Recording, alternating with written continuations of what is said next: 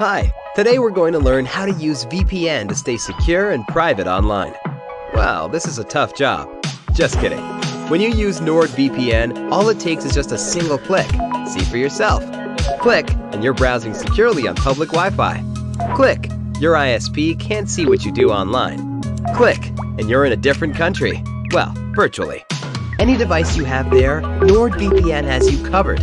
Everything else is just details. But if you care to know more, NordVPN has more than 5,000 servers all over the world.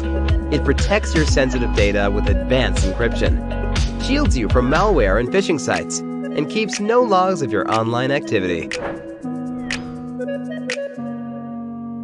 Click link in the description and get 68% discount for your first order. Using hooks to hang your sword horizontally. Buy stainless steel L or cup hooks to hang your swords horizontally. Hooks made specifically to hang swords will typically have a plastic covering over the hooks to prevent oxidation. You can also purchase multi-use hooks from a hardware store, as long as they are made of stainless steel. You can buy sword-specific mounting hooks online. Some hooks will have threaded ends that you screw directly into the wall, while others will have separate screws. Mark the ideal sword placement on your wall. Hold the sword horizontally against the wall and choose the location and orientation that you like the best. Once you find your desired location, mark the tip and end of the sword on the wall with a pencil. If you want your sword to be the focal point of the room, hang it in the center of your wall. If you're hanging several swords, make sure to place them an even distance apart so that they look uniform. Mark 2 studs on the wall with a stud finder. One stud will support the hook that will hold up the end of your blade, and the other stud will hold up the blade near the handle of the sword. Turn on your stud finder and drag it across the surface of your wall. Wait for the indicator light to flash or your stud finder to beep. Draw an X on each of the two studs with a pencil to mark them. Hold the sword up against the wall to see where the hooks will be in relation to the sword. You may have to skip a stud or two if you are hanging a long sword. Use a level to draw a line connecting the marks to ensure that you're hanging your sword straight. If you can't find a stud, use a wall anchor made for the wall material in your room. Use a screwdriver to install hooks that have separate screws. Line the screw holes in the cup or L hooks with one of the marks that you created. Use a screwdriver or drill to drive the screw through the hole in the hook and into the stud in the wall. Continue turning the screw until the hooks are installed tightly on the wall and the plate on the hooks run flush with the head of the screw. Repeat the process on the other hook. Use a drill bit to create a pilot hole if the end of your hooks are threaded. If your hooks have threaded ends instead of a plate and screw, you'll have to pre-drill the holes for the hooks. Use a drill bit that's smaller than the end of your hooks. Then, hold the drill bit tip against the mark that you made, press the trigger on the drill, and apply forward pressure against the wall. Screw the end of the hooks in if you're using threaded hooks. Push the end of the hooks into the pilot holes that you created and make sure they are straight.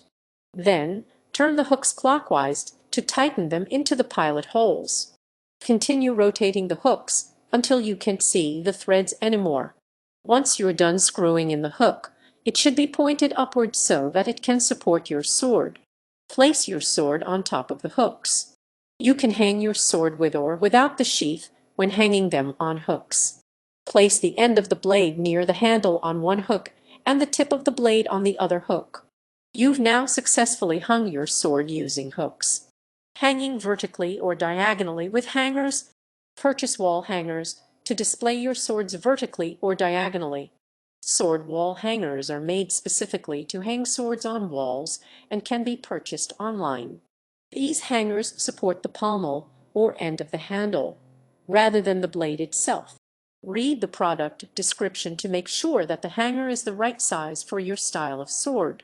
Larger, heavier swords like a claymore or bastard sword require larger hangers. A smaller hanger is sufficient for smaller swords like a katana or saber. The product description should have the maximum sword weight that can be held up by your hanger. You can weigh your sword on a scale or read the product description, which will usually have the sword's weight details. Most sword-specific hangers will enable you to hang your sword both vertically and diagonally. Use a stud finder to locate a stud in the wall.